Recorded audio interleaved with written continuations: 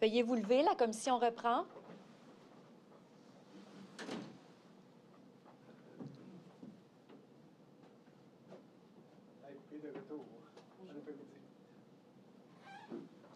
Vous asseoir.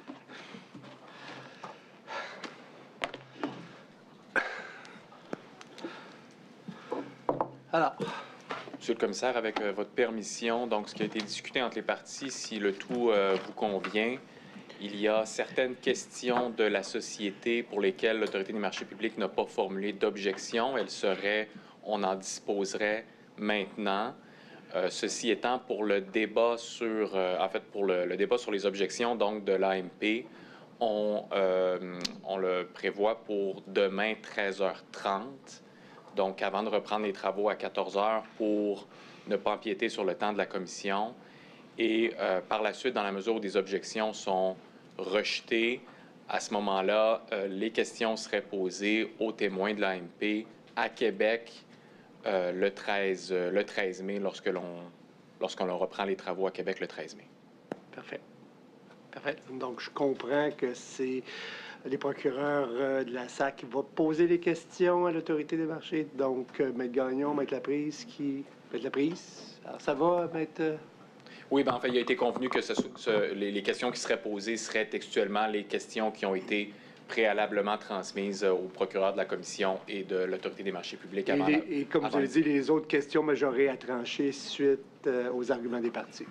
Qui seront présentées demain, exact. C'est parfait. Alors, ça me convient. Oui, Maître Ramos. Oui, Monsieur le commissaire, en fait, on veut juste faire un laïus au niveau de l'Autorité des marchés publics avant que les questions qui ont été autorisées soient posées. Rapidement, donc, c'est juste pour vous informer qu'on rappelle qu'ici, les enquêteurs de l'AMP ont fait une présentation devant la commission. On n'est pas dans une plateforme où on est appelé à contester les décisions qui ont été rendues par l'AMP, donc qui ont été produites sous 2P4. Et donc, par rapport aux questions du bloc 2 qui seront posées à Mme Lortie, on les autorise, mais on invite la commission à être vigilante quant à que ça déverse vers une tentative là, de pouvoir contester nos décisions. On considère que ce n'est pas le forum approprié ici devant vous de faire ça. Et par rapport aux questions du bloc 3 qui concernent M. Lortie, on vous soulève simplement qu'on est dans des questions qui concernent le régime d'intégrité des entreprises. Ici, c'est la SAC, un organisme public qui va les poser. Donc, on vous soulève simplement le fait que la SAC pose des questions par rapport à l'intégrité des entreprises. Parfait. Mais ce sera tout.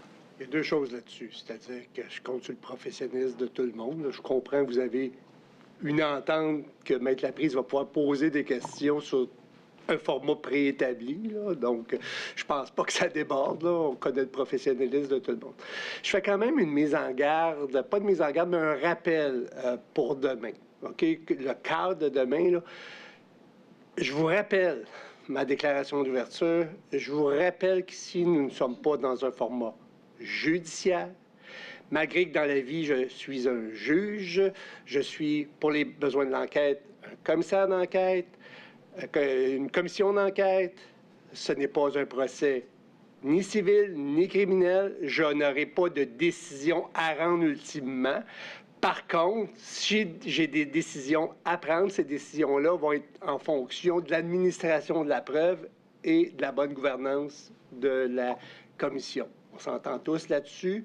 Alors, demain, on va plaider à savoir si je permets un contre-interrogatoire, de tout qui, en respect de nos règles de pratique, le respect des décisions des tribunaux supérieurs et tout le cadre normatif qui encadre les commissions d'enquête. Ça va pour tout le monde? Alors, Maître Laprise?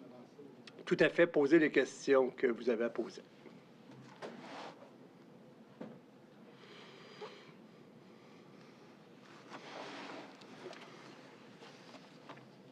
Alors, merci, M. le commissaire. Oui. D'entrée de jeu, je tiens à souligner que la transparence et la collaboration là, témoignent de l'engagement de la Société d'assurance auto à faire la lumière sur toute cette affaire, faire la lumière, donner la vérité à la commission, apporter la vérité et toute la vérité. Et non plus les clips qu'on entend actuellement dans les médias. J'ai des questions, effectivement, pour le témoin. On réservera nos représentations sur les objections, évidemment. D'abord, Madame Lortie, je vous réfère à la page 29 de votre présentation 2P1. Est-ce qu'on peut la mettre à l'écran, s'il vous plaît?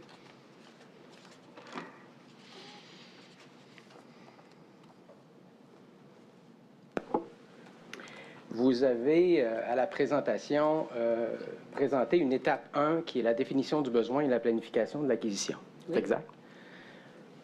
Je comprends de votre témoignage et de votre présentation que vous exposez, à la lumière de votre expérience, différentes étapes à suivre dans l'élaboration ou l'évaluation des besoins préalables à un processus de gestion contractuelle.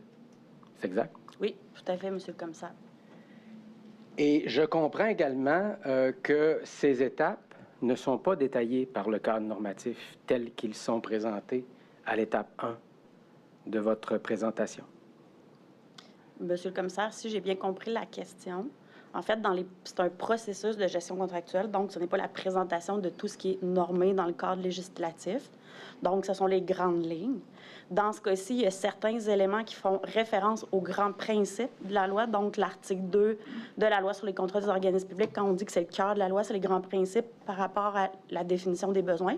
Mais il y a d'autres éléments qui sont présentés dans ce tableau-là, en fait, qui sont des obligations du cadre réglementaire, comme par exemple la publication dans le système électronique d'appel d'offres. Je ne sais pas si ça répond bien à la question, Monsieur le commissaire. C'est la question qui a été posée. En fait, je comprends que les éléments qui sont listés, qui apparaissent à l'étape 1 de la définition du besoin, est-ce qu'on retrouve ces éléments dans le cadre normatif applicable à la Société d'assurance auto? Dans le cadre normatif de la Société de l'assurance automobile, dans la loi sur les contrats des organismes publics, non pas dans leur loi constitutive à eux, la définition du besoin fait référence à l'article 2 de la LCOP. C'est les grands principes qui vient gouverner, en fait, de la définition des besoins jusqu'aux stratégies d'acquisition. Fait qu'à ce moment-là, oui, par rapport à l'article 2 de la LCOP, la définition des besoins, elle est mise dedans, mais vous n'avez pas la connaissance du marché, l'exigence, les critères, l'autorisation, la stratégie d'acquisition. Si c'est ça la question, que j'y réponds bien, parce que je le comprends bien, là. Exact. Donc, l'article 2, lui, fait référence au principe de l'évaluation préalable et rigoureuse des besoins, sans plus de détails, et on ne retrouve pas les détails de l'étape 1 que vous décrivez à votre présentation. Dans la loi et dans la réglementation, non. Parfait. Vous avez mentionné également dans votre présentation que les organismes publics ne pouvaient pas communiquer directement avec les fournisseurs. Sur quelle base vous vous appuyez pour faire cette affirmation? Oui. Ce que j'ai mentionné, en fait, c'est que lors d'un processus de gestion contractuelle, lorsqu'on est à faire l'appel d'offres public et à le publier au SEAO, ce que j'ai mentionné, c'était possible à ce moment-là de pouvoir rencontrer l'entreprise par rapport à des informations. Donc, ils vont tenir des séances, ils ne sont pas obligés de le faire, ils peuvent le faire. Ils vont tenir une séance d'information à laquelle ils invitent les soumissionnaires qui sont intéressés à soumissionner, de pouvoir venir les rencontrer pour pouvoir répondre à des questions. Par exemple, ça peut être pour voir les lieux. C'est à ce moment-là, c'est ce que j'ai précisé dans ma présentation d'hier. Et à ce moment-là, à partir du moment où est-ce qu'un soumissionnaire dépose sa soumission, c'est pas possible à ce moment-là de pouvoir échanger avec sur l'évaluation, la définition des besoins, parce qu'on est rendu plus loin dans le processus. Donc, à ce moment-là, si on veut le faire, on peut utiliser dans le coffre à outils, comme j'ai mentionné, l'outil qui s'appelle l'avis d'appel d'intérêt, qui permet ça. Or, lorsqu'on est en processus de gestion contractuelle, dans l'étape C, dans ce cas-ci avec le contrat cadre, ce qu'on a vu, c'est qu'à l'étape C, il y a eu le dialogue compétitif, qui maintenant est permis dans la réglementation, ce qui n'était pas le cas à l'époque. Depuis quand, savez-vous? Pardon? Savez-vous que c'est permis depuis quand? Je pourrais pas vous dire de mémoire. J'ai pas l'information avec moi. Là. Fait que ça, on pourrait le vérifier puis vous répondre ultérieurement si vous avez besoin, monsieur le commissaire. Là. Mais de mémoire, je pourrais pas vous dire depuis quand il est en vigueur dans le règlement. C'est 2016. 2016, merci. Voilà. Et c'est lors du juste dialogue pour être plus compétitif. précis, parce que vous avez donné une longue réponse à ma question, là, je l'apprécie fortement, mais j'aimerais avoir une réponse précise à ma question, à savoir à l'étape de la définition des besoins. je comprends qu'il est permis aux organismes publics d'entrer en communication avec le marché, aux acteurs du marché, les fournisseurs, pour faire l'analyse de leurs besoins, au-delà de l'outil de l'appel d'intérêt. Oui, dans la définition du besoin, il est possible parce qu'on n'a pas encore commencé le processus de gestion contractuelle.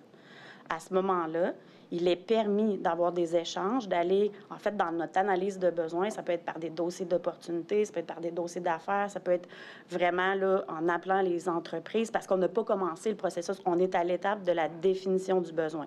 Ce que j'ai expliqué hier, c'est qu'à partir du moment qu'il n'est plus permis de parler avec les entreprises, autres que lors des rencontres qui peuvent être prévues dans les documents d'appel d'offres, c'est lorsque le processus de gestion contractuelle y est commencé. Puis à ce moment-là, ça se fait, comme je l'ai mentionné, à 2 points en particulier, soit au dialogue compétitif, s'il y en a un, ce qui n'est pas une obligation non plus, puis à ce moment-là, ça se fait durant les séances d'information. Mais dans ce cas-ci, à l'étape de la définition du besoin, pour répondre correctement à la question, il est toujours possible de faire affaire avec les entreprises, d'aller chercher de l'information, puis ça fait partie de l'analyse du marché. Donc, on peut parler avec les entreprises pour voir, en fait, ce qu'ils ont à nous offrir comme solution. Aussi, pour voir quelle entreprise pourrait possiblement répondre à notre appel d'offres. Ça fait partie aussi du cadre de la définition du besoin. Très bien, je vous remercie. À la page 18 de votre présentation 2P1 toujours,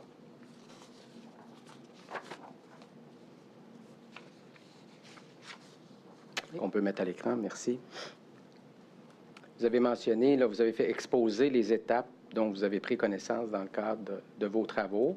Étape A, B, C. L'étape A en particulier, qui est la préqualification des éditeurs de solutions. Je comprends que c'est une étape qui peut exister déjà dans le cadre normatif. Là. On n'a pas réinventé la roue ici, là. C'est une étape de préqualification qui est possible par le cadre, qui est autorisée par le cadre normatif. Oui. Par contre, j'aimerais apporter comme précision à ce moment-là que ce qui est particulier dans ce que j'ai présenté, c'est le volet à 3 étapes. Comme je l'ai mentionné, ce qui est prévu dans la réglementation, c'est un appel d'offres public en 2 étapes. Ce qui n'est pas prévu, c'est l'appel d'offres en 3 étapes. Pour répondre précisément à la question à l'étape A, en fait, c'est un appel d'offres public. L'étape A, B, C, c'est un appel d'offres public. C'est juste qu'il a été décortiqué en 3 volets. Donc, à l'étape A, qui est l'avis d'appel d'offres public, qui est pour préqualifier un auditeur. Effectivement, il faut calculer avec les obligations légales et réglementaires prévues pour un avis d'appel d'offres. Je ne sais pas si ça répond à la question précisément, Monsieur le commissaire. Ça va de mon côté. Maintenant, les prochaines questions s'adresseront à M. Chouinard. Merci de vous rendre disponible, M. Chouinard. Vous avez parlé beaucoup dans votre présentation du volet analyse de l'intégrité, surveillance de l'intégrité des entreprises. Vous avez fait référence également, en matière de vérification des entreprises, au pouvoir de vérifier des entreprises, même celles qui ne détiennent pas l'autorisation de contracter délivrée par l'AMP. C'est exact? Vous avez fait référence à cette possibilité-là? Oui, tout à fait. On a le pouvoir d'examiner l'intégrité des entreprises du moment qu'elles sont parties à un contrat public qui est en cours d'exécution. Ça va même pour les sous-contrats publics. Et cette fonction-là de surveillance de l'intégrité des entreprises est apparue dans le cadre normatif régissant l'AMP depuis quand? Donc, c'est des pouvoirs qui ont été confiés à l'Autorité des marchés publics le 2 juin 2022. Très bien. Avez-vous également, vous avez fait référence dans votre présentation à des tiers, donc que vous pourriez non seulement vérifier l'intégrité des parties à un contrat public, mais également à des tiers, c'est-à-dire qui ne sont pas parties au contrat principal adjugé par appel d'offres d'un organisme public, mais à des tiers également. À quoi faites-vous référence lorsque vous référez à des tiers? En fait, ce n'est pas exactement de cette façon que je l'ai présenté. Dans le cadre des examens d'intégrité, oui, on peut vérifier l'intégrité des entreprises qui détiennent le contrat public, mais aussi à toutes les entreprises qui sont en sous-traitance, donc des sous-contrats qui découlent des contrats publics. Ce que je faisais référence par rapport aux tiers, c'est des pouvoirs de transmettre des demandes de production de documents ou renseignements à ces tiers qui sont concernés. Mais tout ça, c'est en soutien pour examiner l'entreprise qui est visée par les examens. Ce n'est pas pour examiner l'intégrité de ces tiers-là. Okay. Donc, ce que je comprends de votre présentation, c'est que l'examen de l'intégrité pourrait couvrir des titulaires de sous-contrats, de contrats d'édition, par exemple, ou de contrats de distribution de licences, qui pourraient être en sous-contrat, en soutien à un prestataire de service qui fait affaire avec un organisme public. Je vais devoir répéter exactement la même chose. Si moi, je synthétise ce que vous avez dit, est-ce que ça va? C'est-à-dire, c'est que vous avez le pouvoir de ce qu'on appelle des ordonnances de production de renseignements ou de documents. Vous avez le pouvoir de les envoyer à des tiers, mais pour la vérification du contractant. Est-ce que c'est ça? Mais en fait, c'est que je comprends deux choses en ce moment. Il y a des pouvoirs qui peuvent être utilisés pour soutenir l'examen d'intégrité vis-à-vis d'une entreprise visée. Mais j'ai l'impression qu'on confond aussi la nuance que on peut mener des examens d'intégrité à l'égard de toute entreprise qui détient des contrats publics, de même que tous les sous-traitants qui détiennent des sous-contrats publics. Exact. C'est ce que mes questions portaient sur cet élément. OK, parfait. Alors, je dois malheureusement m'arrêter ici, puisqu'on va débattre des autres questions et de la recevabilité. Je vous remercie. Parfait. Juste pour être sûr, là, vous dispenser la présence, parce que je n'entrerai pas de décision demain, là, parce qu'on a quand même la présence de vos clients pour demain. Et on les reverra à Québec le 13 mai. C'est parfait. Merci. Merci, Maître. Merci, Maître. Bonne route.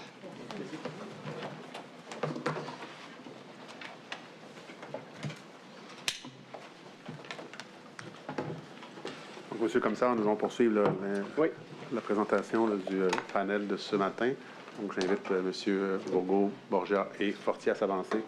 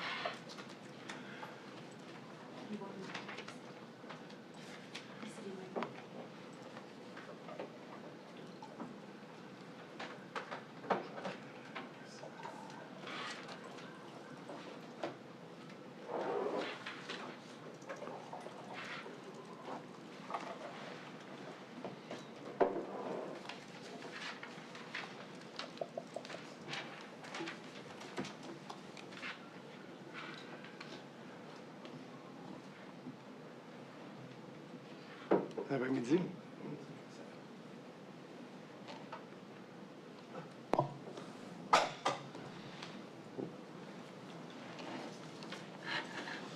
C'est correct?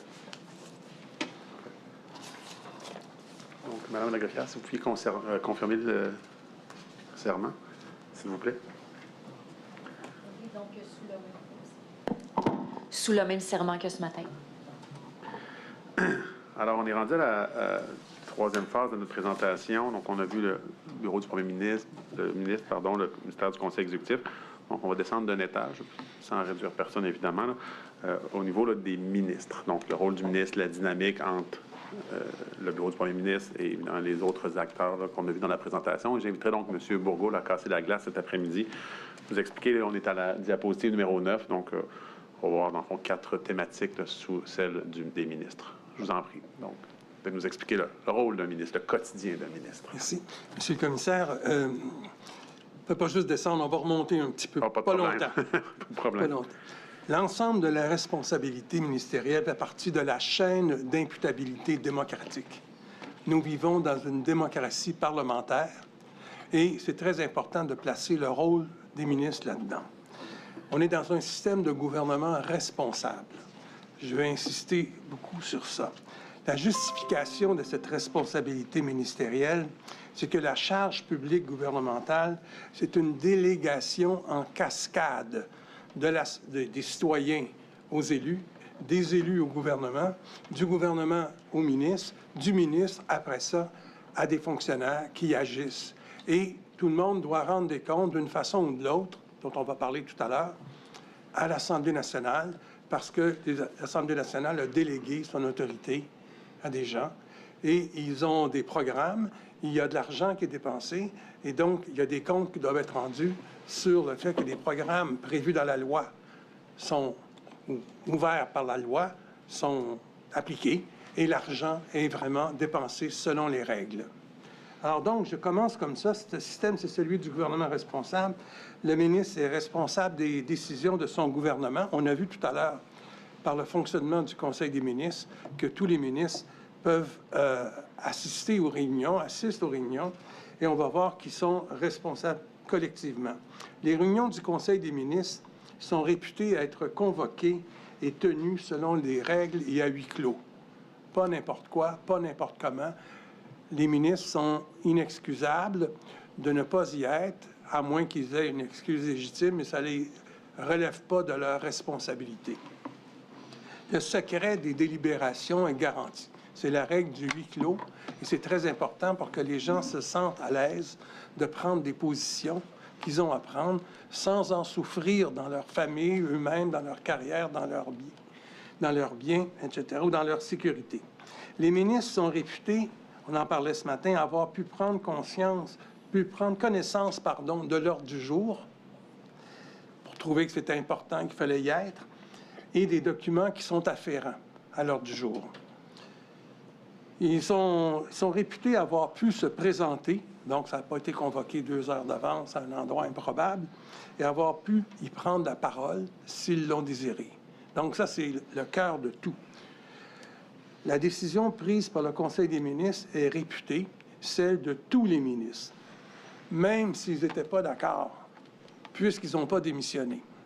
Quand on va parler de solidarité ministérielle, est-ce que c'est à ça dont on réfère? Ça va arriver tout à l'heure, oui. OK, parfait. Et tous les ministres sont tenus de défendre publiquement les décisions prises. Voilà la solidarité ministérielle dans ce sens-là. Le ministre, sa responsabilité, c'est la suivante. Ça a été décidé, ça, ou défini, rapporté au Canada par Borden en 1909. Et en répondant à une question d'un député de l'opposition qui voulait avoir la démission de ministre, il dit, dans notre système, il dit, c'est celui du gouvernement responsable, un ministre de l'État est responsable. Dans le système britannique, un ministre ne peut pas être au courant des moindres, en 1909, des moindres détails de l'administration, tant il y a de choses qui se passent, tant il y a des budgets importants. Donc, il est responsable de quoi? Il est responsable de tout ce que font ses fonctionnaires, mais ça ne doit pas nécessairement entraîner sa démission. Sa responsabilité, c'est de répondre aux questions à la Chambre ou de faire rapport à la Chambre des choses dont il a connaissance, de le faire avec diligence, de s'enquérir des raisons pour lesquelles il y a des problèmes, de corriger ces problèmes-là et de revenir à la Chambre, soit pour s'excuser ou pour donner des garanties à la Chambre que ça a été corrigé. Et à la limite, mais aujourd'hui, on dirait de payer des compensations, de prendre des mesures préventives pour l'avenir, etc. Mais en 1909, on n'était pas tout à fait là. Alors, voilà, le ministre a pu avoir confié la tâche d'enquêter à un fonctionnaire, comme il est normal de le faire, et en toute bonne foi, il avait choisi ce fonctionnaire pour ses capacités, ses aptitudes et son honnêteté. Alors, c'est le travail d'un ministre par rapport à son ministère. On parlera des organismes tout à l'heure. La responsabilité ministérielle individuelle du ministre, c'est celle-là. La responsabilité collective, c'est qu'au Conseil des ministres, des décisions ont été prises, le ministre a pu empêcher ou a pu ensuite démissionner, comme c'est déjà arrivé au Québec, parce qu'il ne s'entendait pas avec les orientations des décisions prises. C'est arrivé sous les péquistes, c'est arrivé sous les libéraux, etc., dans le passé, pour diverses raisons. Alors, voilà au sujet de la responsabilité ministérielle collective et individuelle des ministres. D'autres questions là-dessus? Certainement. Parlez-nous du processus de décision ministérielle. Oui. À l'intérieur du ministre, bien sûr, du ministère. Je suis à vous tout de suite, je prends juste mes notes pour ne pas me tromper. Alors, en général, décision dans un ministère, ça procède d'un processus de consultation plus ou moins large. André en parlait tout à l'heure, les consultations peuvent avoir lieu au sein du gouvernement, pour être sûr que tout est correct, toutes les ficelles sont attachées, mais ça peut avoir lieu aussi autour du gouvernement, dans la société civile, pour essayer d'impliquer toutes les parties prenantes et éviter qu'il y ait trop de débats. Mais évidemment, c'est pas facile, ni pour un ministre, ni pour un gouvernement de nos jours, parce que tu peux pas plaire à tout le monde en même temps. On ne peut plaire à tout le monde et à son père, comme disait La Fontaine. Donc, ce processus de consultation peut impliquer le directeur du cabinet du ministre, donc lui, il va être chargé, ou des membres du cabinet du ministre, et le comité de direction du ministère qui va se réunir en ayant le directeur de cabinet du ministre à titre d'invité.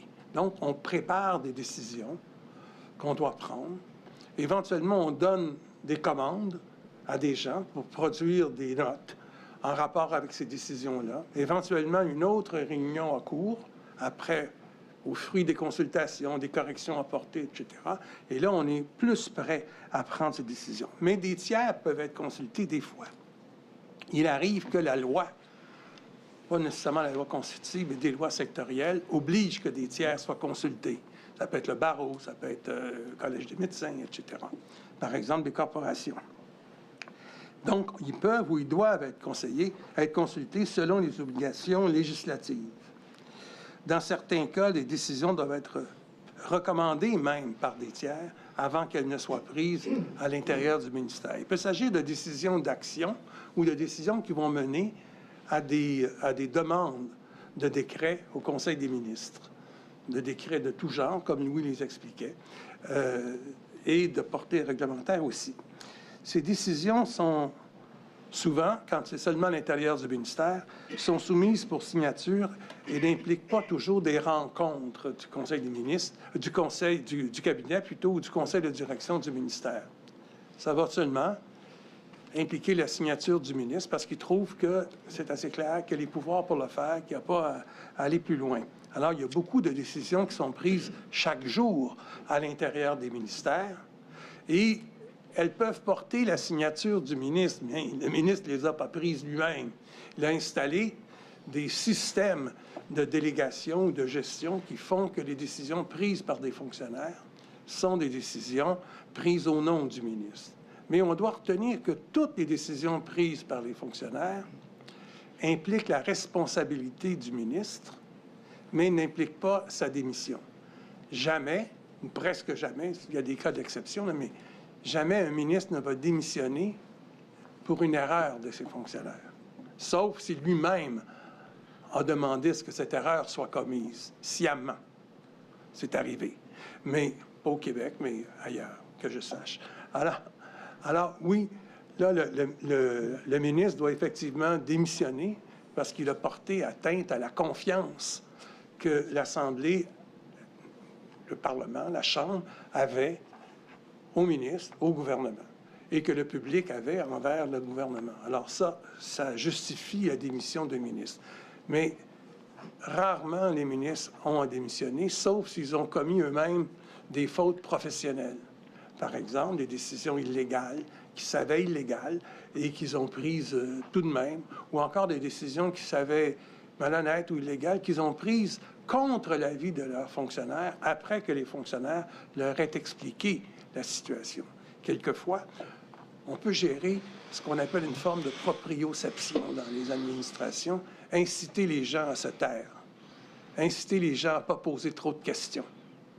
Et les gens, pour des commodités personnelles, ne vont pas poser de questions, ne vont pas soumettre telle et telle affaire. Alors ça, c'est plus difficile à détecter, c'est plus difficile à condamner, évidemment. Là, on entend, je m'excuse de vous interrompre, mais ça m'interpelle. Vous dites, bon, la responsabilité ministérielle, rarement un ministre va démissionner en raison de la faute d'un de ses fonctionnaires, etc. Mais qu'en est-il du « aurait dû savoir » ? Souvent, on entend ça. Absolument. Il aurait dû savoir, aurait dû mieux s'informer, etc. Est-ce que vous pouvez développer un petit peu là-dessus? Absolument, M. le commissaire. Un ministre doit être vigilant. Un ministre a 1000 manières de savoir que des choses commencent à ne... Je dis bien commencent à ne pas aller. Et c'est son travail comme ministre, avec son cabinet, avec son ministère, d'aller chercher si c'est le cas. Parce que très souvent, il arrive que c'est faux, mais il arrive que c'est vrai. Et quand c'est vrai, il doit savoir jusqu'où c'est grave, quelles sont les conséquences, pourquoi ça existe, qu'est-ce qu'on peut faire à ce sujet-là. Et il doit rapporter cela à son patron, le premier ministre. Ça, c'est très important. Comme de la même manière, le sous-ministre devrait rapporter cela au secrétaire général. Et d'après ce que j'entends, il le fait souvent. Et le secrétaire général, lorsque c'est nécessaire, en avise le premier ministre, par exemple, ou le chef de cabinet du premier ministre, pour que des mesures soient prises à ce sujet-là. Vous parlez de chef de cabinet. Du premier ministre.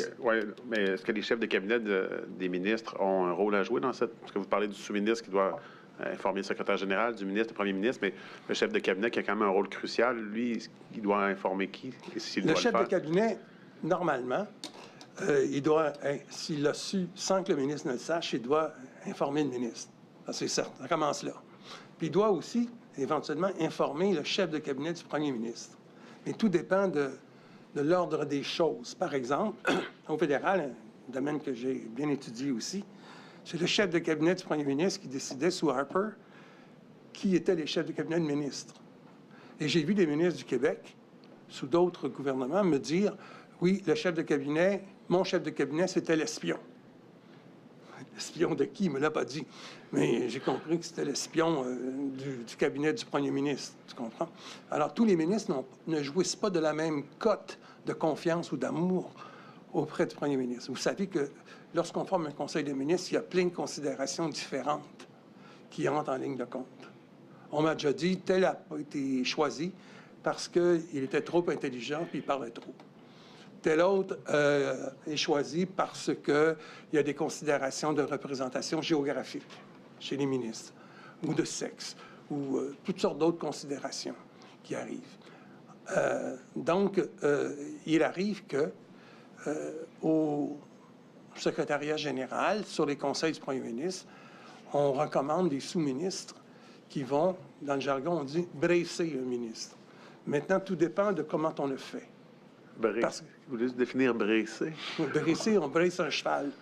Alors, Okay. donc, on le tient en laisse. Alors, ça ne veut pas dire l'empêcher d'agir, mais il faut le conseiller pour l'empêcher de mettre le gouvernement en difficulté. Alors, vous allez voir un certain équilibre des fois qui se fait entre un sous-ministre expérimenté puis un ministre qui ne l'est pas. Et des fois, il y a des conflits lorsque et le sous-ministre et le ministre sont très expérimentés et chacun tient à son orientation. Alors ça, c'est pas très bon. André parlait tout à l'heure de l'équilibre que les gens travaillent ensemble. Eh bien, cette distinction-là est importante. D'un côté, on demande aux sous-ministres d'être capables de prendre leur place, de tenir leur place. Mais d'un autre côté, on demande aux sous-ministres aussi d'être conciliants avec son ministre et de trouver des voies de passage qui, quelquefois, à terme, deviennent des voies de naufrage. Parce qu'à force de traficoter des choses, d'essayer de marcher entre les gouttes de pluie, il se trouve qu'on met son gouvernement en difficulté. Donc, ça, c'est des choses qui se passent, qui se sont déjà passées. Je ne sais pas si ça s'est passé récemment, tout à fait récemment, là. Est-ce que j'ai répondu à votre question? Oui. Oui. Donc, si on poursuit dans toute la question de la décision ministérielle, il restait peut-être quelques éléments que vous vouliez couvrir, notamment pour la question de les analyses, les rencontres ponctuelles. Oui. Alors, les fonctionnaires, contrairement à la plupart des ministres, sont des gens spécialisés dans leur domaine. Ce sont des gens qui, dans des domaines de pointe, je ne sais pas, mettons, on parle d'un exemple parmi d'autres, terres et forêts ou revenus, ou tout ça, qui ont fait des diplômes, des études universitaires dans le domaine, qui pratiquent dans ce domaine-là depuis 10, 15, 20 ans, qui ont une sagesse de ça, qui ont échangé avec des collègues à travers le Canada ou encore à l'international sur le sujet, qui ont une certaine vue des choses. Maintenant, le truc, c'est d'arriver à bénéficier de cette expertise-là sans pour autant laisser les fonctionnaires diriger le ministère. Comment les mettre à contribution? Pour ça, je me réfère à une définition qu'un très grand fonctionnaire du Québec, M. Roch-Bolduc, qu'on a sûrement connu nous tous ici, disait le fonctionnaire, c'est pas seulement un employé de l'État, c'est un serviteur de l'État. Et la bonne façon de servir l'État, c'est de se mettre au service du gouvernement du jour, virgule, n'oubliez pas la virgule, dans le respect de la légalité, et avec professionnalisme. Professionnalisme, c'est la capacité de parler. Si vous voyez un comptable pour vos impôts, puis qui vous dit « pas de problème, fais ça, fais ça, fais ça », puis que c'est pas vrai, il a fait ça juste pour pas perdre ta clientèle.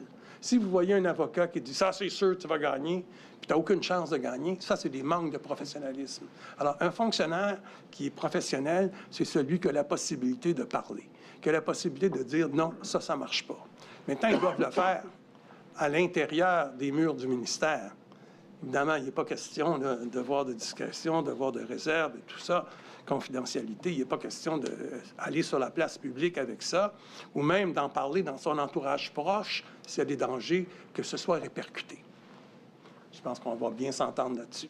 Mais il doit être à l'aise de poser des questions. Il ne doit pas souffrir dans sa carrière du fait qu'il a posé des questions, soumis des objections, soumis des doutes.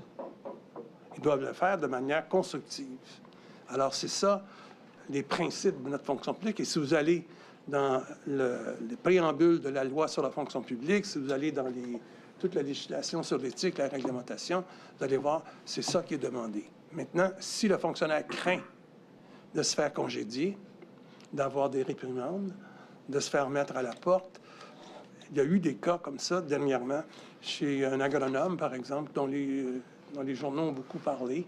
Et c'était pas dans l'intérêt général que ça arrive, ça. Et le fonctionnaire, lui, parlait dans l'intérêt général.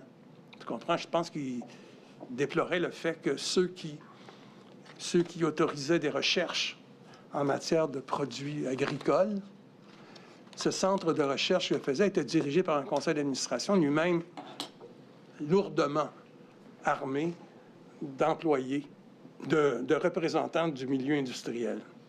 Ce qui jetait un doute sur l'agenda de recherche, évidemment, qui était fait. Donc, la fonction publique existe dans un but d'intérêt public. Il faut laisser les fonctionnaires avoir la chance d'exprimer, pas nécessairement ce à quoi ils croient idéologiquement, mais ce que les connaissances scientifiques les amènent à croire, ce qui les amène à croire, justement. Est-ce qu'il y a certains types de décisions, par exemple pour les organismes, qui peuvent impliquer le premier ministre et son cabinet? Est-ce qu'il y a des décisions ministérielles qui peuvent être à l'intérieur du ministère? Qui peuvent sortir du ministère compte tenu de leur importance ou oui, c'est possible. de leur envergure? André en parlait, par exemple. Quand des choses doivent aller au Conseil des ministres, ou même sans y aller, impliquent plusieurs autres ministères, c'est normal maintenant qu'on amène ces choses-là dans un comité ministériel, même ou dans un comité technique relevant du comité ministériel, même si ça n'implique pas éventuellement un projet de loi ou un projet de règlement. On veut prévenir les coûts, parce que quand on va demander des provisions ou une capacité du Conseil du Trésor pour avoir un programme, on ne souhaite pas que notre collègue s'objecte au motif qu'on va marcher dans ses plates-bandes où on va défaire ce qu'il fait, où on va rendre plus coûteux ce qu'il fait, etc. Donc, il faut qu'il y ait une coordination. Le secrétariat général du gouvernement joue un rôle important là-dedans, parce qu'il crée de la coordination. Quelquefois même, on dirait, il impose la coordination. Parfait. Prochain point, peut-être plus succinctement, parce que c'est peut-être l'objet moins de notre mandat, là, mais quand même pour avoir le portrait global d'un rôle de ministre, il y a également un rôle de député et de membre de partis politiques. Oui. Alors, très rapidement, comme député, il représente ses commettants. Donc, soit le vendredi, soit le lundi, il y a bonne chance qu'il passe une journée là. C'est pas également facile pour tout le monde. Quand tu es député d'une région de Québec, c'est pas difficile d'aller dans ta circonscription, mais quand c'est à l'autre bout du Québec, c'est plus difficile. Ça représente Ungava, c'est un petit peu plus loin, redescendre le vendredi. Là. Les transports publics ne sont pas nécessairement profilés pour permettre aux ministres de se rendre là en 30 minutes. Là. Et donc, c'est effectivement très difficile. Mais ils ont, dans le comté, une ou deux personnes qui vont le représenter. Et sont au bureau de députés, qu'on appelle, et puis qui vont recevoir les doléances ou les demandes des citoyens, les commentaires des citoyens, et qui vont les transmettre. Les fins de semaine des ministres, c'est pas très facile non plus, parce que comme c'est des gens importants dans le comté, ils vont aller inaugurer des ligues de quilles ou donner des trophées à gauche, à droite, dans des petites choses. C'est très important pour le monde. Et donc, ils veulent être proches du monde. Quand on dit un député apprécié, des gens qui vont vous dire c'est parce qu'il était proche du monde, parce qu'il venait nous voir, parce que tel est mort, il est allé au salon funéraire, ainsi de suite. C'est pas des choses très glamour, mais c'est des choses qui sont très importantes dans la vie quotidienne des citoyens qui payent leur salaire de député. Donc, ce sont des députés. Comme députés, ils doivent siéger en chambre. Ils doivent siéger en chambre le plus souvent possible.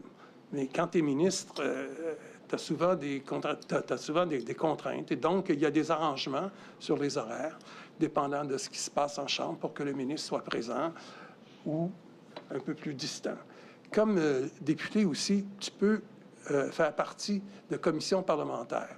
Si tu es ministre, il y a moins de chances que tu sois membre de la commission parlementaire. Par contre, tu peux être invité à venir y siéger.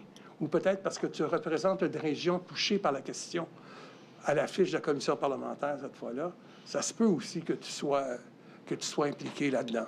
C'est-à-dire qu'on te demande d'être présent pour donner le point de vue du gouvernement sur telle affaire ou ton point de vue personnel sur telle chose. Et puis, comme ministre, tu peux choisir de comparaître devant la commission de l'administration publique. En principe, les ministères, il y a un agenda. La commission de l'administration publique est une des commissions de l'Assemblée nationale. Et selon cet agenda-là, il est possible que ton ministère y passe, ou encore à tous les 4 ans que ton organisme qui relève de ton portefeuille y passe. Et là, tu choisis. Si toi, tu y vas, on s'attend à ce que tu vas être questionné sur les politiques gouvernementales dans le domaine.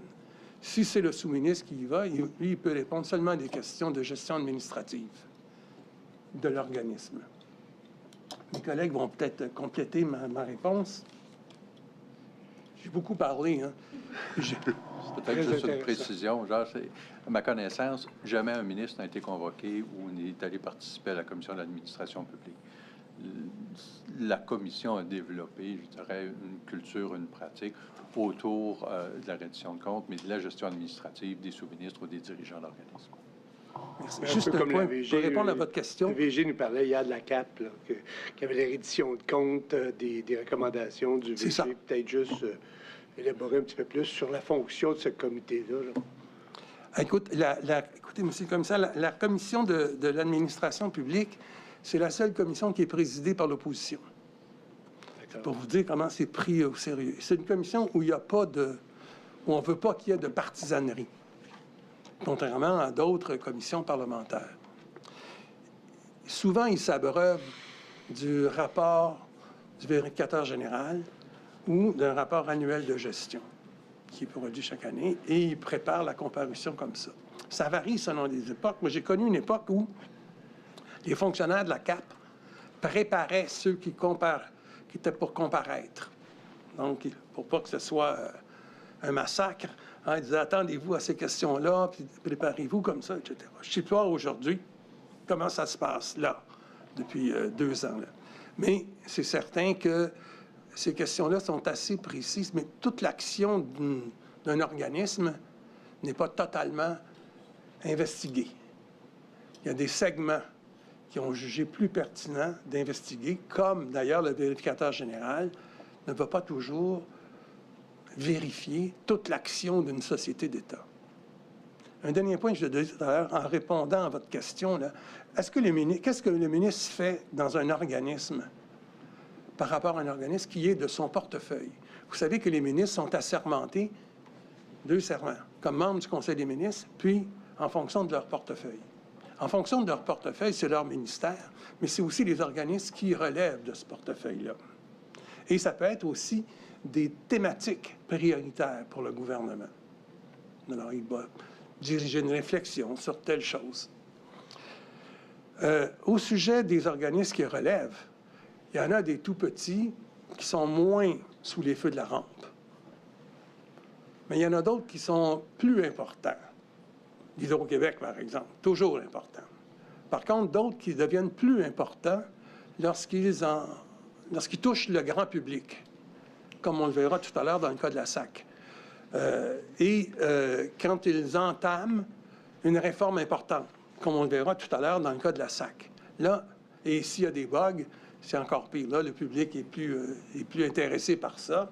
Et le ministre est alerté de 1000 manières que quelque chose se préparait à ne pas aller. Mais dans la SAC, je ne le sais pas. Je ne suis pas à votre place, monsieur le commissaire. Mais il reste... de découvrir. C'est ça. Moi, j'ai juste lu les journaux. Ça peut être des claps aussi. Mais ça s'arrête à ça. Alors donc, le ministre doit essayer de faire tout ce qu'il peut pour essayer de savoir, pour essayer de corriger, puis essayer de prévenir. Et, s'il le faut, imposer une décision, parce que ça fait partie de sa responsabilité, comme ça a été dit tout à l'heure. Il y a des orientations qui sont prévues par un organisme public et le ministre a la possibilité d'émettre des directives sur des orientations. Et quand il le fait, il doit avoir l'appui du Conseil des ministres pour le faire. Il doit les rendre publics dans un certain temps en les déposant à l'Assemblée nationale. Corrigez-moi, les gars, si c'est pas conforme. Alors voilà. Je voulais répondre à votre question. Merci beaucoup. Et pour terminer sur la question là, des ministres, parlez-nous un peu, on l'a abordé tout à l'heure, mais il y a certains points que vous n'avez peut-être pas couverts. La relation entre le ministre, le directeur de cabinet et le sous-ministre. Oui, bien, écoutez, c'est le ministre qui prend la décision de comment ça va se passer, ces réunions-là. Quand? Quel va être le genre de discussion qui va assister à ça? Le ministre, dans sa délicatesse, il va sonder le chef de cabinet, mais surtout le sous-ministre. Mais c'est jamais le sous-ministre qui décide quand les réunions ont lieu, sauf s'il y a une urgence. Et là, à ce moment-là, le sous-ministre va demander au ministre à être rencontré. Et le ministre a le choix. Le plus souvent, il va mettre son chef de cabinet là ou un attaché politique pour ne pas être seul. Il arrive, mais c'est très rare, où le sous-ministre va exiger d'être seul avec le ministre si le problème concerne le chef de cabinet. Mais c'est assez rare que ça arrive, ça. Et donc, le déroulement de la réunion, c'est que le chef de cabinet ne se mêle pas de l'administration publique. En théorie, là, ça devrait être ça. Et le sous-ministre ne se mêle pas de la conduite de la politique partisane du gouvernement. Il doit y avoir une forme de séparation dans un monde idéal. Quelquefois, il peut y avoir une forme de superposition des choses, parce que c'est rare qu'une chose soit purement partisane, sans aucun impact administratif, et qu'une autre chose soit sûrement administrative, sans aucun impact, par exemple, ne serait-ce que sur l'image du gouvernement, positive ou négative. Donc, ça intéresse tout le monde. Mais, généralement, on essaie de séparer ces choses-là. Et il y a des choses qui sont clairement bannies, là. Comme, par exemple, si le sous-ministre se mêlait de dire « tu dois engager telle ou telle personne dans ton cabinet politique, tu dois faire telle déclaration partisane, etc. » Ou, inversement, si le ministre ou le chef du cabinet disait au sous-ministre « tu dois engager quelqu'un, tu dois favoriser quelqu'un d'autre », c'est des choses illégales.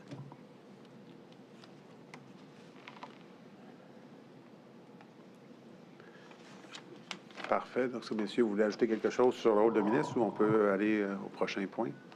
On peut continuer. Parfait. Donc, allons au prochain point, Monsieur le commissaire, les sous-ministres adjoints. On est à la diapositive numéro 10. Ah, merci. Donc, on va toucher 4 points. La question de la terminologie, puisqu'on va souvent parler de sous-ministres adjoints, associés, donc bien comprendre. Rôle et responsabilités. Comment sont-ils nommés et destitués? Et la question de la triple loyauté. Et je crois que c'est M. Bourgault et M. Fortier qui vont davantage traiter de cette question-là. Je vois M. Fortier qui a le micro ouvert, donc je vous invite à débuter. Oui, peut-être. Donc, pour l'aspect nomination, là, on a déjà évoqué tout à l'heure une bonne partie là, de l'enjeu. On serait de ne pas revenir, mais pour les sous-ministres adjoints, c'est la même dynamique, là. Les personnes sont nommées, si elles sont fonctionnaires, là, sous bon plaisir, comme veut l'expression. Vous avez aussi des sous-ministres ou des sous-ministres adjoints qui peuvent être nommés à contrat. Donc, des gens qui ne sont pas de la fonction publique, on va les nommer pour une durée déterminée. Et à ce moment-là, il y a sauf sauf exception, il va y avoir une clause où le gouvernement se permet de mettre fin au contrat, moyennant compensation là, pour le reste de la durée du contrat. Donc, il y a une certaine discrétion là, dans l'exercice de la chose. Le choix, comme on l'évoquait tout à l'heure, ça fait partie là, de considération de comment on veut configurer l'équipe, quels sont les besoins dans un ministère, quelles sont les complémentarités qu'on recherche et comment on va. Alors, et ça varie beaucoup selon là, les situations, les personnalités des gens en poste et les objectifs ou les priorités du gouvernement. Destitution, ben là, il faut voir, là, c'est... là, quand on est rendu à la destitution, c'est parce que là, il y a des fautes graves. Là, donc, ça reste quand même très rare. Lorsque la personne est à contrat, ben, c'est plus facile. Le gouvernement met fin à la chose et à ce moment-là, à la charge de la preuve de la gravité de la chose. Même chose pour les fonctionnaires. Ça ne veut pas dire qu'il n'y aura pas de recours par la suite là, qui pourront s'exercer, mais c'est la dynamique. Ce que souvent un gouvernement va faire, c'est que quelqu'un peut se retrouver dans une situation problématique à un moment donné, mais il peut continuer à mettre à profit ses compétences, ses talents au sein de l'administration. Le gouvernement, c'est assez grand, c'est assez vaste, donc il peut y avoir des choses. Alors, on peut déplacer quelqu'un à ce moment-là puis l'affecter ailleurs parce que ça lui convient, mais ça ne se fait pas seulement que dans des situations problématiques. Vous avez tant des sous-ministres, des sous-ministres adjoints qui sont depuis longtemps dans un organisme ou dans un ministère. Puis même chose dans certains dirigeants qui sont aussi de la fonction publique vont demander à être déplacés, veulent relever de nouveaux défis. Certains vont prendre leur retraite, ça crée des disponibilités. Donc, il y a toujours du mouvement là, dans ce genre de situation-là. Quant à la triple loyauté, ben, on l'a abordé tout à l'heure. À moins que vous ayez des précisions, je pense que ce n'est pas nécessaire de revenir sur la chose. Moi, je voudrais parler des rôles et responsabilités. Pas qu'on laisse sauter.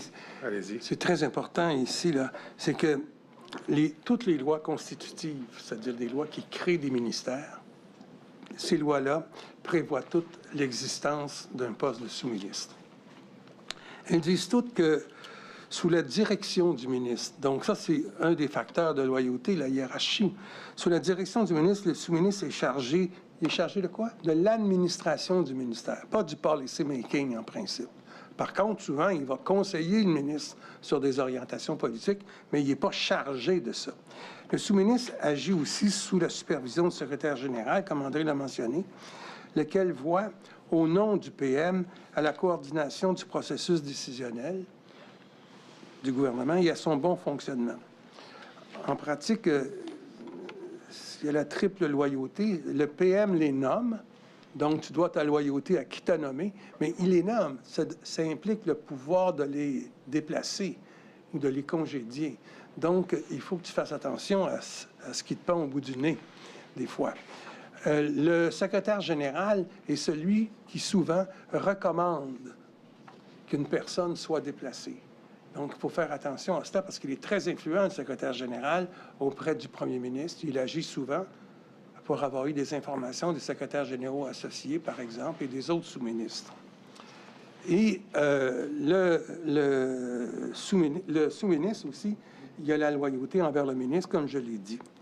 Donc, le sous-ministre, il administre les affaires courantes, il exerce toutes les autres fonctions qui lui sont assignées par le gouvernement ou par le ministre. Quelquefois, on donne des mandats particuliers. Les ordres, c'est écrit dans la loi que les ordres du sous-ministre doivent être exécutés de la même manière que ceux du ministre. Son autorité est la même, et puis sa signature donne force au document de la même manière que celle du ministre.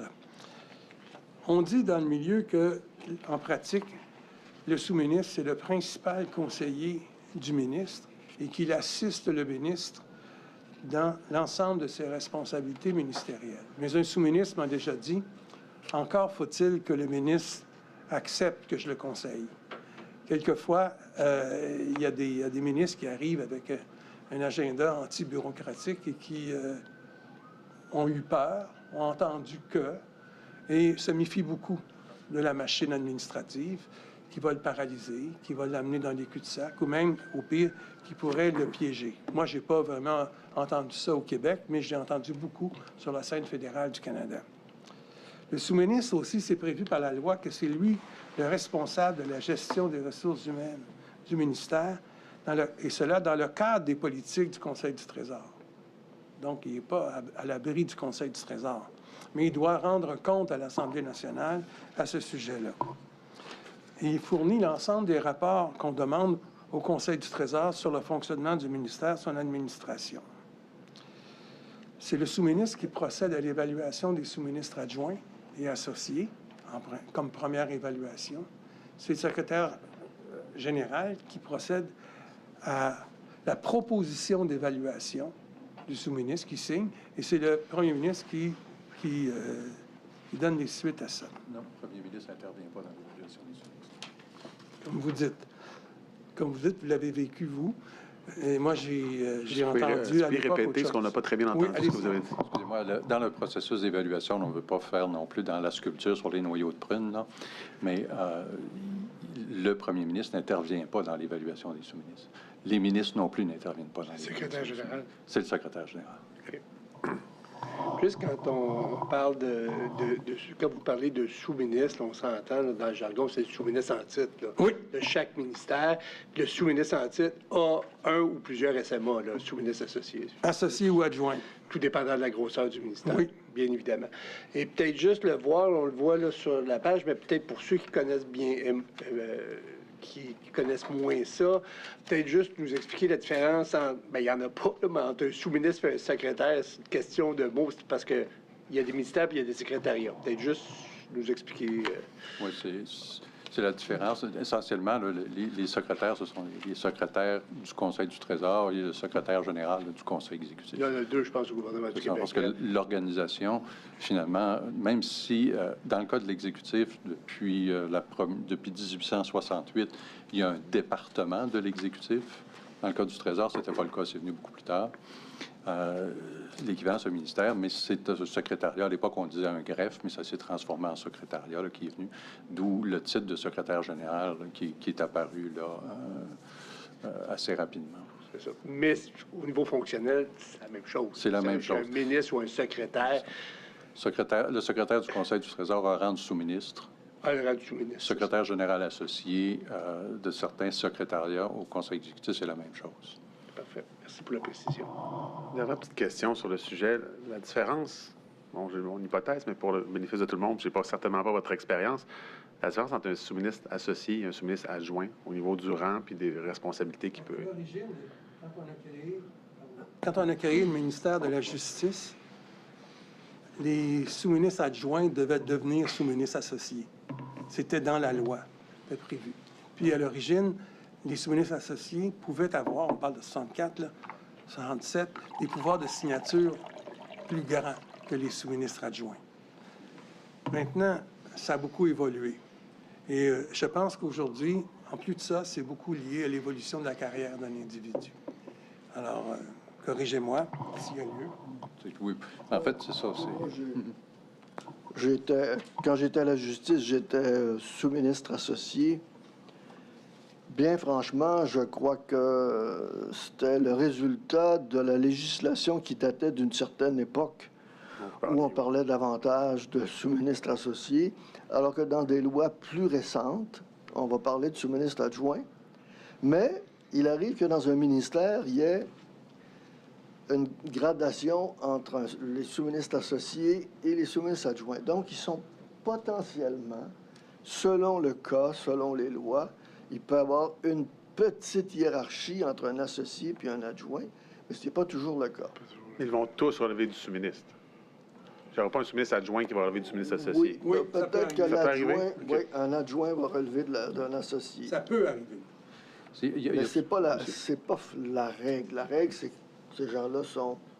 Sous le sous-ministre. En fait, historiquement, il y a toutes sortes d'arrangements de cette nature-là.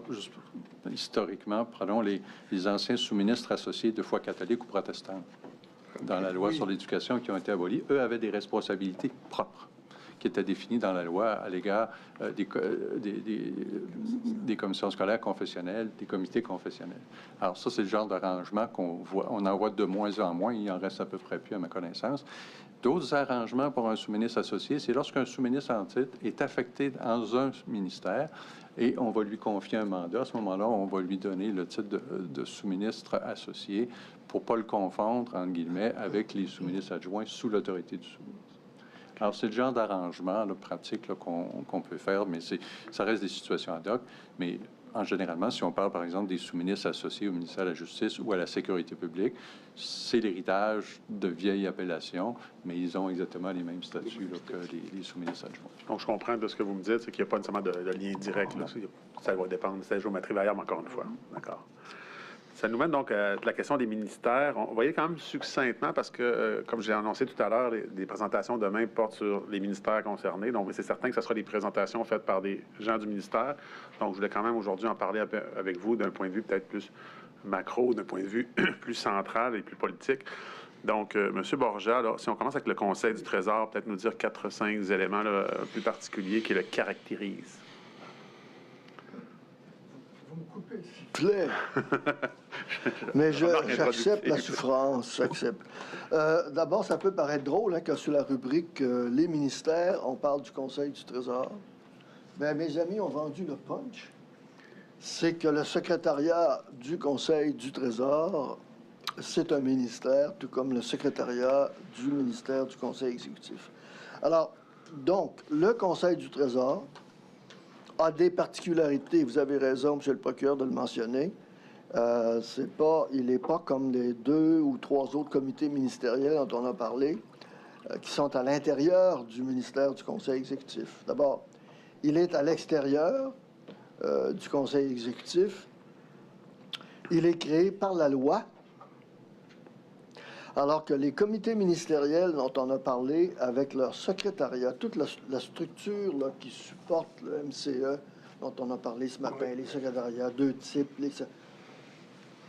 c'est créé par décret. Chaque gouvernement qui arrive en place a sa vision de ce qui doit être les services de soutien, de coordination, puis de cohésion de son gouvernement. Et on s'exprime à ce moment-là par décret et non pas par loi. On dit on va créer tel comité ministériel, on peut le changer 3 semaines après, ajouter un ministre, retirer un ministre, etc. Alors on a une souplesse du fait qu'on procède par décret qu'on n'a pas avec un organisme comme le Conseil du Trésor qui existe depuis plusieurs décennies et qui a été créé initialement par la loi. En plus donc d'être un ministère, d'être en dehors du MCE, il est composé de 5 ministres qui sont nommés par le gouvernement en vertu de la loi.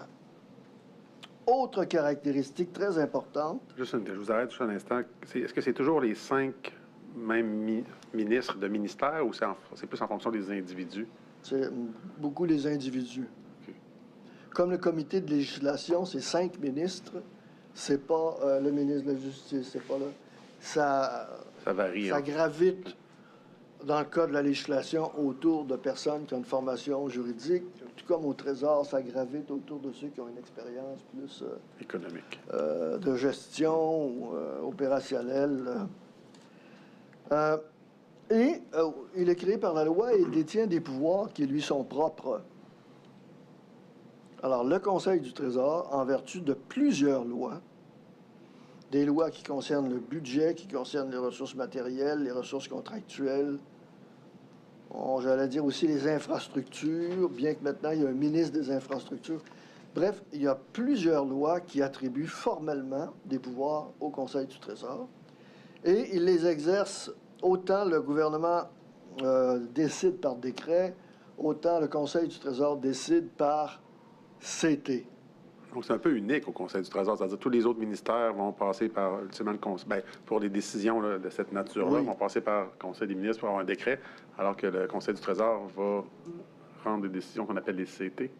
Oui, mais il y a des CT qui ont une portée générale, parce qu'il y a des CT qui sont des règlements des directives et des politiques, donc qui ne s'appliquent pas dans un cas particulier, mais qui régissent, disons, tout l'univers contractuel en matière de ressources informationnelles. Alors, c'est difficile de dire qu'un CT, c'est une décision qui touche une personne. Non, ça peut être un ensemble normatif. Comme, d'ailleurs, il y a des règlements du Conseil du Trésor qui sont adoptés par CT, qui sont le propre de l'action du Trésor. Puis il y a des politiques, des directives de portée globale, ministère, organisme, mais il y a aussi une foule de décisions particulières ad hoc, des permissions, des dérogations, des exceptions à des processus qui existent par ailleurs, dont souvent le Conseil du Trésor est le créateur, mais il faut créer des cas particuliers. Et ça, on s'adresse humblement au Conseil du Trésor pour dire, bien là, dans tel cas, on souhaiterait avoir une exemption pour telle exigence en raison de telle circonstance. Donc, c'est un univers, les CT, c'est beaucoup plus vaste que les décrets. Les recueils de politiques, de directives du Trésor, là, c'est à l'interne, c'est une dizaine de volumes qui touchent tous les sujets de la gestion des ressources humaines. Ça peut aller les frais de déplacement, les frais d'hébergement. Oui. La commission est soumise à des CT. Absolument.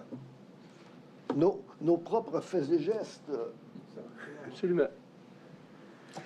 Oui, ça prend des normes quelque part, sinon on est dans l'arbitraire, le discrétionnaire, et on a connu ce que ça faisait au milieu du siècle dernier. Et oui. Ce qu'on a vu, que certains organismes, la majorité des organismes, pas dire la quasi-totalité, relèvent ou font partie d'un portefeuille d'un ministère. Est-ce que le Conseil du Trésor, c'est quoi la relation entre le Conseil du Trésor et les organismes de façon générale? Puis, par exemple, la SAQ, là, pour ne pas la nommer, vu l'objet de nos travaux. Il faut distinguer les organismes qui sont sous la responsabilité de... Ah, il y a une autre caractéristique, c'est que le président du Conseil du Trésor a des pouvoirs qui lui sont propres. Tu as le Conseil du Trésor, puis tu as le président. Et le président, qui est en fait une présidente, est aussi responsable de l'application d'un certain nombre de lois, dont la loi sur l'autorité des marchés publics, centre d'acquisition gouvernementale, puis je suis sûr qu'il y en a un qui m'échappe aussi. L'Office des professions aussi. L'Office des professions. Alors ça, c'est une relation particulière de ministre responsable dans son portefeuille qui implique à cet égard la responsabilité ministérielle plus particulière dont on a parlé ici, là. Alors, la présidente du Conseil du Trésor a une relation de responsabilité ministérielle du fonctionnement global de l'AMP, si on prend cet exemple-là. Par ailleurs, à l'endroit de l'ensemble des ministères et des organismes, le Conseil du Trésor a aussi un rôle très important parce que c'est lui il est le créateur des normes qui s'appliquent à cet univers-là. Alors, si on prend, par exemple, le domaine des contrats, en vertu de la loi sur les contrats des organismes publics, il y a des règlements qui sont préparés par le Trésor. Certains sont du Trésor, d'autres du gouvernement. Là, j'oserais pas faire la distinction parce qu'il y a une vingtaine de règlements qui viennent qualifier certains secteurs particuliers du domaine contractuel. Alors, il y a une loi, il y a une vingtaine de règlements, et le Trésor ajoute à cela des politiques, des directives, des pratiques, des tarifs. Alors, vous pouvez imaginer ce que ça signifie. Et c'est donc un univers qui est très réglementé, ce qui fait que le Conseil du Trésor se trouve à intervenir, si vous me permettez, ça va me prendre 3 minutes. Allez-y. Mais il faut que ça soit dit. La première forme d'intervention, c'est celle dont je viens de parler, le pouvoir normatif qui vient de la loi que le Trésor applique, des règlements, des politiques et des directives. Ça veut dire qu'il y a un ensemble de règles là, énormes qui s'appliquent pour tous les contrats. Ça vient du Conseil du Trésor. Deuxièmement, lorsqu'un ministère ou un organisme veut passer un contrat, parce que là, je vais prendre l'exemple des contrats. On est au cœur de ce qui vous intéresse. Un organisme veut faire un contrat. Il est fort probable que si c'est un contrat d'importance, qu'ils doivent s'adresser au Trésor et peut-être même au gouvernement pour obtenir autorisation de dépasser, d'aller au-delà, d'avoir une exemption, de faire un projet pilote. Donc, deuxième forme d'intervention, des actes ad hoc à l'endroit de certains ministères, organismes qui sont actifs. Troisième niveau d'intervention, maintenant beaucoup délégué à l'AMP. C'était tout le pouvoir de surveiller la gestion de l'ensemble des contrats des ministères et des organismes. Mais on sait qu'il y a 23 ministères et une centaine d'organismes. Imaginez l'univers foisonnant de contrats partout. Le Conseil du Trésor avait cette responsabilité antérieurement. Et en 2017, avec la création de l'autorité... 2018. Des marchés. Juillet 2018, je m'en souviens. Les marchés publics, on est venu renforcer ce pouvoir-là, le consacrer à une entité dont le président, le PDG, est nommé par un vote des 2/3 de l'Assemblée nationale pour un mandat de 7 ans. Alors, on a voulu là, renforcer, cristalliser et rendre extrêmement visible et très interventionniste la surveillance générale des contrats. Et quatrièmement, je termine là-dessus, rassurez-vous, dans la loi, il est prévu qu'il y a un pouvoir de vérification qui est dans les mains.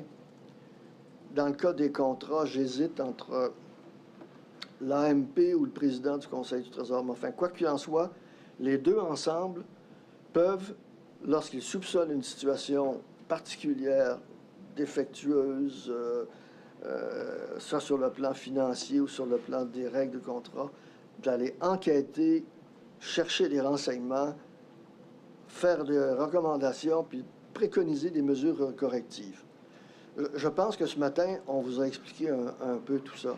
Mais ce que je veux dire, c'est que le Conseil du Trésor, au-delà de ses ministres, de ses organismes du portefeuille, il a une influence et un pouvoir de surveillance et de contrôle énorme sur l'appareil.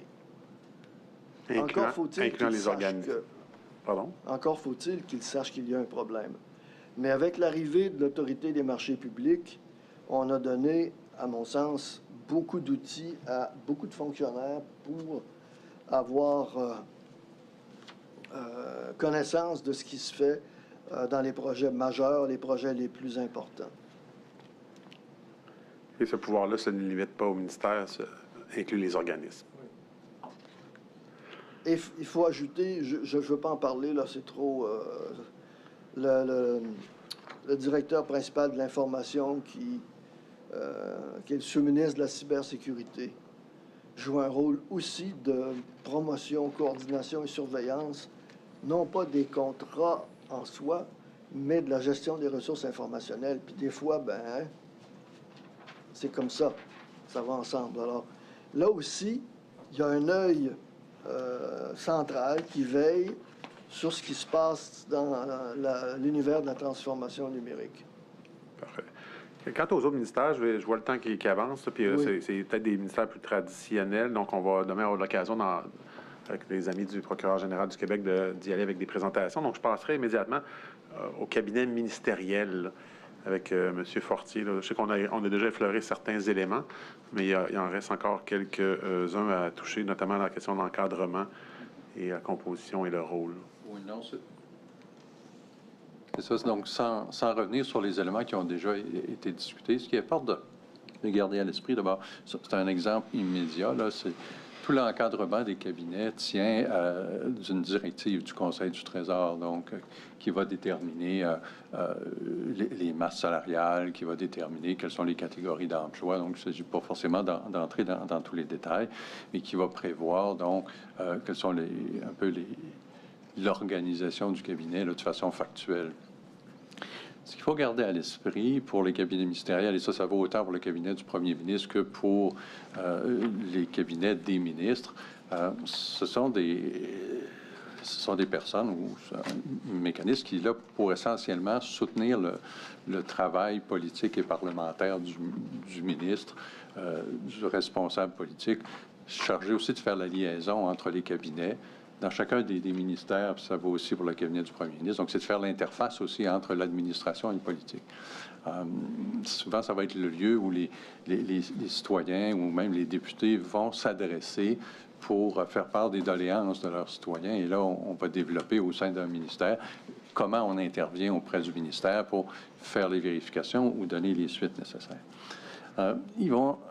Les cabinets vont essayer d'être très actifs pour finalement élaborer des arbitrages quand il y a des désaccords sur des enjeux politiques. Et là, ça va jouer autant au niveau administratif entre les sous-ministres impliqués des ministères, entre l'exécutif et la mécanique. Donc, c'est vraiment là une mécanique qui facilite l'organisation des choses. Toujours garder à l'esprit que, donc, il relève du ministre au niveau du personnel, que ce soit le directeur de cabinet, tout ça. La nomination se fait avec l'aval du cabinet du premier ministre, donc qui organise, dans certains cas, il va le dicter. Un peu comme l'évoquait Jacques tout à l'heure, l'expression que j'utilise, c'est qu'il y a des ministres qui ont un peu plus de tirant-d'eau que d'autres. Donc, qui ont plus de latitude de la part du cabinet du premier ministre dans le choix de leur personnel, ou c'est des gens qu'on connaît déjà et en qui on a confiance. Il y a une distinction qu'il faut toujours garder à l'esprit, c'est que le cabinet, donc, a une fonction politique. Il n'a aucune autorité sur l'administration. Un cabinet politique ou les membres de cabinet politique, y compris pour le directeur de cabinet du premier ministre, ne peuvent pas donner des ordres à l'administration. Un rôle d'influence, oui, un rôle actif important, mais il y a une distinction nette entre les responsabilités et les responsabilités administratives relèvent celles du sous-ministre et de la hiérarchie d'un ministère dans un organisme en lien avec le ministre et non pas avec le cabinet. Et il n'y a pas de délégation de pouvoir. Un ministre ne peut pas déléguer son pouvoir de décision à son chef de cabinet, là, formellement. Alors, là-dessus, la responsabilité ministérielle est immédiate et est indissociable de la réalité. Si vous avez d'autres précisions. Et ça, c'est des gens qui n'ont aucune sécurité. Là. Non, ce sont des gens qui sont nommés, finalement, sous bon plaisir du ministre. Si ce sont des fonctionnaires, par contre, il y a d'autres mécanismes qui vont jouer. Donc, ils sont libérés. Ils ont le droit de revenir dans le ministère où on met fin à leur emploi au cabinet. Mais pendant qu'ils sont au cabinet, ils ne relèvent pas du ministère. Ils relèvent bel et bien là, du ministre, du chef de cabinet là, pour les fins là, du fonctionnement du cabinet. Très clair. Merci. Ça nous mène c'était la première partie de la présentation. On a deux autres volets. Parler un peu de la Société d'assurance auto, évidemment, de la particularité organisme ministère. Encore une fois, on ne s'attardera pas trop parce qu'il y a une présentation. Oui, on va prendre une pause avant. J'annonce pour le retour de la pause. Donc, on ne s'attardera pas parce que demain, on a une présentation pour débuter la journée. Dans la mesure qu'on finit aujourd'hui, c'est sur quoi je suis confiant, de la société. Donc, on va quand même survoler cette question-là. Et il y a, après ça, toute la question là, des mécanismes de contrôle on prendra davantage de temps là, de s'attarder à ce volet-là. Donc, peut-être une petite pause. Il est 15h05. On pourrait reprendre à 15h25. 20 ou 25? 15h20. Parfait.